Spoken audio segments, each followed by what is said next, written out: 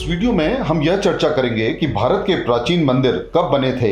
इसकी कोई भी पुख्ता जानकारी शायद किसी के भी पास उपलब्ध नहीं है, क्योंकि ऐसी कोई भी तकनीक आज के विज्ञान के पास नहीं है जो इनकी प्राचीनता का सही आकलन कर सके, विशेषकर और मूलतया पत्थर से बने मंदिरों की।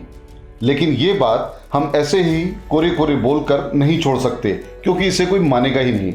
इसीलिए हम सभी उपलब्ध डेटिंग टेक्निक्स के बारे में ब्रीफ में अवश्य बताएंगे और अंत में दो ऐसे मंदिरों की केस स्टडी जिनकी ASI अनुमानित टाइमलाइन सर्वथा गलत सिद्ध होगी, जिसके बारे में मेरे द्वारा ASI को लीगल नोटिस दिया जा चुका है, उनके बारे में चर्चा करेंगे। न राजा रहेगा न रानी रहेगी, ये माटी सभी की कहानी कहेगी। हमारे इस वीडियो की थीम कुछ इन्हीं पंक्तियों से निकल कर आती है। मिट्टी और पत्थरों के अवशेष पांडवों के महामानव होने और ऊंचाई 20 से 25 फीट होने की गवाही दे रहे हैं।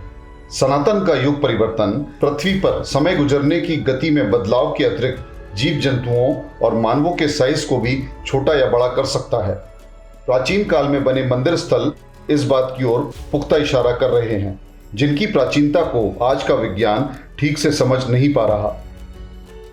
मैं हूं आपका मित्र ex major Manish Bhatnagar. The science beyond के वीडियो संख्या 4 में आपका स्वागत है। इससे पहले के वीडियो संख्या 1 में हमने थ्योरी ऑफ कॉस्मिक रिफ्लेक्शंस और चंद्रमा से रिफ्लेक्ट होकर पृथ्वी पर आने वाली हाइड्रोजन के बारे में चर्चा करी थी। वीडियो संख्या 2 में हमने कॉस्मिक पर्टर्बेशंस और चंद्रमा की बदलती ग्रेविटी के बारे में बात करी थी। वीडियो संख्या 3 में हमने नासा की ग्रहण के कोई दुष्प्रभाव न होने के बारे में की गई बातें गलत साबित करी थी। अब वीडियो संख्या 4 में हम यह जानेंगे कि पश्चिमी विज्ञान की कोई भी तकनीक कैसे भारत के प्राचीन मंदिरों की पुरातनता का कोई भी अनुमान लगाने में असमर्थ है। घबराइएगा नहीं, ये वीडियो बाकी की तरह लंबी नहीं होगी। आज के विज्ञान की सर्वाधिक चर्चित डेटिंग टेक्निक कार्बन 14 मूल रूप से किसी समय जीवित अवशेषों जैसे कि लकड़ी, कोई फॉसिलाइज्ड जीव इत्यादि के मृत होने के समय की गणना इसके मृत होने के समय से लगातार चल रही कार्बन 14 के डीके के आधार पर करती है। यह तकनीक 40,000 वर्ष तक की गणना लगभग सही बताती है, लेकिन इनऑर्गेनिक वस्तुओं की डेटिंग नहीं कर सकती। ट्रैप्ड चार्ज डेटिंग टेक्निक कुछ प्रकार के कोरल्स जैसे पत्थरों व चट्टानों तथा जीवों के दांत इत्यादि द्वारा कॉस्मिक रेडिएशन और सूर्य की रोशनी से ट्रैप किए गए इलेक्ट्रॉन्स की संख्या के आधार पर कुछ हजार सालों से लेकर लगभग 5 लाख वर्ष पुराने सैंपल्स की पुरातत्वता का अनुमान लगाती है। पोटेशियम एरोगॉन डेटिंग टेक्निक पिघली हुई चट्टानों या पानी में घुले हुए पदार्थों की डेटिंग पोटेशियम 40 के एरोगॉन 40 में परिवर्तित मात्रा के आधार पर करती है। यह तकनीक 5 लाख वर्षों से अधिक पुराने सैंपल्स पर कार्य करती है, लेकिन ये कोई भी चट्टान या सैंपल के पिघले पदार्थ से बनने या पानी के बाहर कब आए इस पॉइंट ऑफ टाइम से अधिक पता नहीं लगा सकती। कुछ इसी लॉजिक के साथ uranium series dating technique radio active substance युक्त पदार्थों की विंटेज 40,000 से 5 लाख वर्ष पुराने सैंपल्स जो कि रेडियो कार्बन डेटिंग टेक्निक के लिए अधिक वो पोटेशियम एरोगॉन टेक्निक के लिए कम होते हैं कि पुरातनता का पता लगाने में प्रयोग हो सकती है। ये टेक्निक्स रेडियो डीके की मात्रा से पुरातनता का अनुमान लगाती हैं। इनके ठीक विपरीत इलेक्ट्रॉनिक स्पिन रेजोनेंस यानी कि ESR किसी भी निर्जीव पदार्थ के फॉर्मेशन और जीवित द्वारा जन्म के समय से जमा या ट्रैप किए गए इलेक्ट्रॉन्स की मात्रा की वातावरण की नॉर्मल सप्लाई के साथ तुलनात्मक अध्ययन कर अपने परिणाम की गणना करती है। यह टेक्निक ऑर्गेनिक पदार्थों पर अधिक प्रभावी होती है और दांत इत्यादि की आयु 10 लाख वर्षों तक निकाल सकती है, किंतु इनमें से कोई भी टेक्निक भारत के सिर्फ चट्टानों और पत्थरों से निर्मित मंदिरों की पुरातनता का अंदाजा बिल्कुल भी नहीं लगा सकती। अब सिर्फ 2 और टेक्निक रहती हैं जिनका आकलन हमें बता पाएगा कि हमारा अभी का कथन उचित है या नहीं। अब हम बात करेंगे थर्मोल्यूमिनेसेंस की। क्वार्ट्ज जैसे रॉक्स या पत्थर जो सिलिकेट से बने होते हैं वातावरण से इलेक्ट्रॉन्स कैप्चर करते रहते हैं। जब इन चट्टानों से बने किसी औजार या हथियार को शेप देकर आखिरी बार आग में तपाया जाता है तो इसमें अब तक कैप्चर्ड इलेक्ट्रॉन्स रिलीज हो जाते हैं, किंतु ठंडा होते ही पुनः इलेक्ट्रॉन कैप्चर करना प्रारंभ कर देते हैं। इन कैप्चर्ड इलेक्ट्रॉन्स की गणना औजारों और चीनी मिट्टी के आखिरी बार तपाए जाने का समय क्लॉक रीसेट की तरह बता देती है, लेकिन यह भी मंदिरों में स्थापित रॉक्स या पत्थरों के जोड़े जाने के समय की ओर कोई इशारा नहीं कर सकती।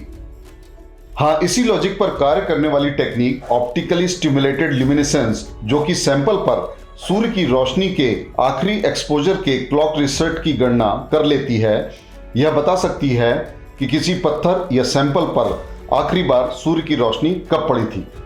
आज के परिप्रेक्ष्य में उपलब्ध सिर्फ यही एक ऐसी तकनीक है जो कुछ चुनिंदा प्राचीन भवन या ढांचे की एब्सोल्यूट डेटिंग कर उसके निर्माण का सही आकलन दे पाए, वह भी तब जब कोई भी रिस्ट्रक्चरिंग या रिफ्लेक्टेड लाइट के बगैर सैंपल लिए जाना संभव हो सका हो और बिना किसी गलती या एक्सपोजर के आकलन किया गया हो। इसके अतिरिक्त यह सर्वविदित है कि अधिकतर प्राचीन मंदिर या भवन मूल निर्माण के बाद अलग अलग कालखंडों में रिपेयर, डैमेज और रिकंस्ट्रक्शन से अवश्य गुजरे। सिवाय कुछ मंदिरों व भवनों के, फिर किस आधार पर मूल निर्माण का कालखंड तय किया जा सकता है? इसके बावजूद अधिकतर प्राचीन मंदिरों को टुकड़ों में बनाई गई कहानियों के तहत विभिन्न कालखंडों में बना बता दिया जाता है। श्री केदारनाथ मंदिर को 800 से 1200 एडी, श्री सोमनाथ मंदिर को 900 एडी, श्री महाकाल मंदिर को 6th century AD, Shri Rameshwaram को 12th century AD, Shri Kashi Vishwanath जिसकी कोई टाइमलाइन नहीं है, श्री द्वारकाधीश 2000 से 2200 वर्ष पूर्व, Shri Jagannathpuri 10th century AD, Shri Badrinath Dham 1750 से 500 BC, Shri Meenakshi temple 7th century और इसी प्रकार श्री कांचीपुरम को 300 बीसी में मूलतः बना बताया जाता है। सबसे दिलचस्प श्री कैलाश मंदिर एलोरा की टाइमलाइन है। इसे सरसरी तौर पर 8वीं सदी का बना बताया जाता है। यूं तो सभी पुरातन मंदिर भव्य स्तर पर बनाए गए हैं, किंतु श्री कैलाश मंदिर एलोरा के साइज, स्केल व कॉम्प्लेक्स आर्किटेक्चर के आधार पर इसका कई हजारों वर्ष पहले की विशिष्ट टेक्निक से बना होना तय है, जो एडी ईरा के किसी अन्य स्ट्रक्चर में नहीं देखी जा सकती। यदि यह एडी ईरा की थी तो फिर ये ऐसी ही कोई और कृति के नामो निशान तक छोड़े बगैर कहाँ लुप्त हो गई। और इस स्तर का स्ट्रक्चर बनाने वाला राजा कोई छोटे राज्य या सामर्थ्य का तो हो नहीं सकता जिसने विश्व का सबसे बड़ा मोनोलिथ स्ट्रक्चर बनाया। स्केल और साइज में इससे कहीं छोटा और निर्माण प्रणाली में भिन्न भोपाल के निकट भोजपुर मंदिर है। इस अधूरे निर्माण को पांडवों द्वारा एक रात में बनाए जाना बताया जाता है, किंतु आर्कियोलॉजिकल सर्वे ऑफ इंडिया इसे 11 सेंचुरी का बना बताती है। यह बात सत्य हो सकती है कि राजा भोज के काल यानी कि 11th सेंचुरी में इस मंदिर परिसर में कार्य प्रारंभ किया गया हो और अधूरे स्ट्रक्चर को पूरा करने के लिए ड्राइंग्स इत्यादि बनाकर सामग्री और वर्क साइट का प्रबंधन किया गया हो और किन्हीं कारणों से सब कुछ पुनर्निर्माण की किसी स्टेज पर फिर से छोड़ दिया गया हो, जैसा कि इसी मंदिर के निकट स्थित जैन मंदिर, जिस पर इन्हीं शिल्पियों के चिन्ह 1035 एडी का समय अंकित करते हैं।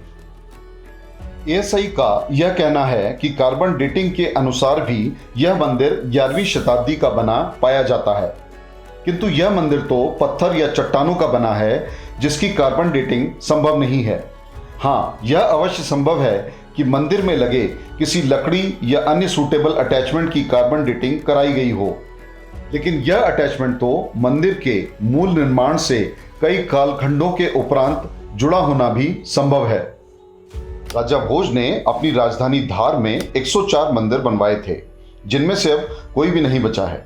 आबादी क्षेत्र से दूर ये मंदिर भोजपुर जैसे भव्य और बड़े नहीं थे। इतिहास के कुछ पन्ने राजा भोज को इस मंदिर से अवश्य जोड़ते हैं।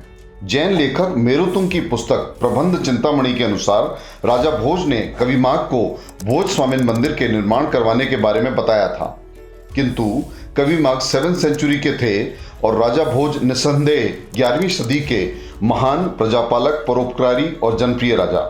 इस तथ्य से राजा भोज द्वारा इस मंदिर को मूल रूप से बनवाए जाने की बात गलत साबित हो जाती है। अब आगे चलते हैं। वर्ष 2006 और 7 में श्री के मोहम्मद की देखरेख में एएसआई द्वारा भोजपुर मंदिर का पुनरुद्धार किया गया था। इसमें 12 टन भार का एक पत्थर का पिलर, जो कि मंदिर के मूल स्तंभ के टूटने के कारण आवश्यक हो गया था, भी लगाया जाना था। मूल स्तंभों से मिलता जुलता पत्थर आसपास ना मिलकर आगरा से लाना पड़ा था। श्री के मोहम्मद ने यह भी पाया कि मंदिर के 2 मूल स्तंभ सिंगल पीस थे, जिनका वजन 33 टन के निकट था। पुनरुद्धार से पूर्व स्ट्रक्चर में कोई भी जोड़ नहीं था, यानी कि स्ट्रक्चर मोनोलिथिक था। अब मैं वे सभी कारण लिस्ट करने जा रहा हूं जिसके आधार पर मैं एएसआई और स्वयं श्री मोहम्मद जैसे प्रतिभावान आर्कियोलॉजिस्ट का भोजपुर मंदिर को पांडव निर्मित होने के स्थान पर 11वीं सदी में मूलतया निर्मित होने के निष्कर्ष को सर्वथा गलत कहता हूं। मंदिर को एक नजर देखकर ही यह पता लग जाता है कि मंदिर के स्ट्रक्चर और स्तंभों को अलग प्रकार की चट्टानों से बनाया गया है, जो आसपास मौजूद नहीं पाया गया। दीवारें किसी और तरह की चट्टान या पत्थर जो आसपास पाए जाते हैं को काटकर बनाई गई हैं, जिससे दीवारों का एक लंबे कालखंड के बाद बनाया जाना साबित होता है। इस तथ्य से यह भी साबित होता है कि मूल निर्माण और बाद के पुनर्निर्माण के कारीगर और राजा का भिन्न होना भी संभव है। संभव है कि इन्हीं कारीगरों और राजा ने पास स्थित जैन मंदिर का भी निर्माण किया हो, जो कि 11वीं सेंचुरी के आसपास हुआ होगा। भोजपुर मंदिर के स्ट्रक्चर में कार्विंग्स नहीं के बराबर हैं। कार्विंग्स इत्यादि पहले से इरेक्टेड स्ट्रक्चर में की गई प्रतीत होती हैं, जो कि मूल स्ट्रक्चर और कार्विंग्स बनाने के अलग अलग कालखंड को सिद्ध करती हैं। स्ट्रक्चर के अंदर स्थापित शिवलिंग की ऊंचाई 7.5 फीट और डाया लगभग 3 फीट।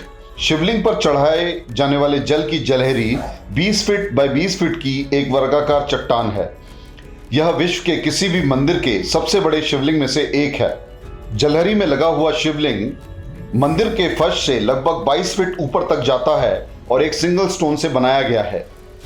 इसकी बनावट से यह साफ प्रतीत होता है कि यह कोई परंपरागत तौर पर बनाया गया रेगुलर हिंदू मंदिर ना होकर बीहड़ या जंगलवास के दौरान महामानवों द्वारा बनाया गया।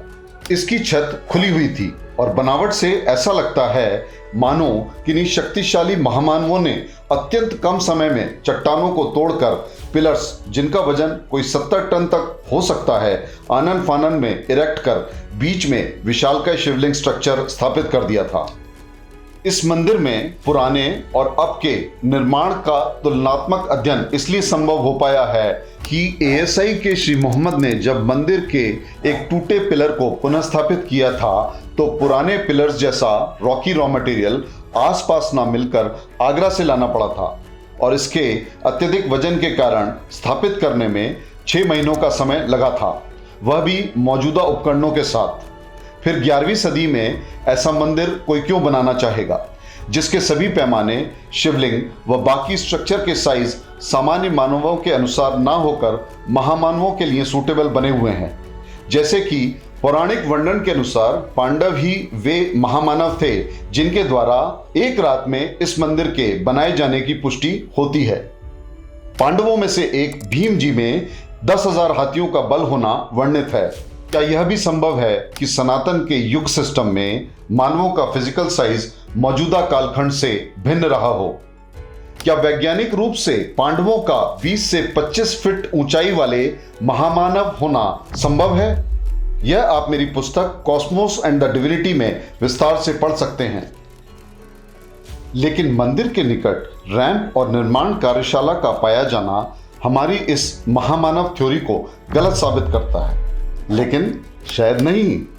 यह सब मंदिर के स्ट्रक्चर के अनुपात में बेहद छोटे स्तर के साफ दिखाई देते हैं। दरअसल रैंप और छोटी सी कार्यशाला मंदिर में कार्विंग्स और मूर्ति आदि जोड़ने और समय अनुसार इसे सुविधाजनक बनाने का 11वीं सदी का प्रयास है, ना कि पूरे स्ट्रक्चर के मूल स्थापन का। शिवलिंग के साइज व फर्श से 21 फीट ऊंचे होने से यह साफ तौर पर साबित होता है कि खड़े पांडवों की ऊंचाई इससे अधिक थी। तभी उन्होंने पूजन सामग्री, जल इत्यादि खड़े होकर अर्पण करने के लिए किसी विशिष्ट अनुष्ठान व मुहूर्त हेतु इतना ऊंचा शिवलिंग स्थापित किया। पांडवों द्वारा बनाए गए मंदिर एक विशिष्ट प्रकार से पाषाण के बनाए मंदिर हैं। जो सिंपल डिजाइन के साथ साथ सुपर ह्यूमन स्ट्रेंथ वाले निर्माताओं द्वारा बने साफ दिखते हैं, जिनमें नक्काशी या कॉस्मेटिक इफेक्ट्स नहीं के बराबर हैं। ये पांडवों के वनगमन मार्गों पर देश के अलग अलग स्थानों पर स्थित हैं, जिससे इनके द्वारा निर्मित मंदिर किंवदंती नहीं बल्कि प्रामाणिक सिद्ध होते हैं।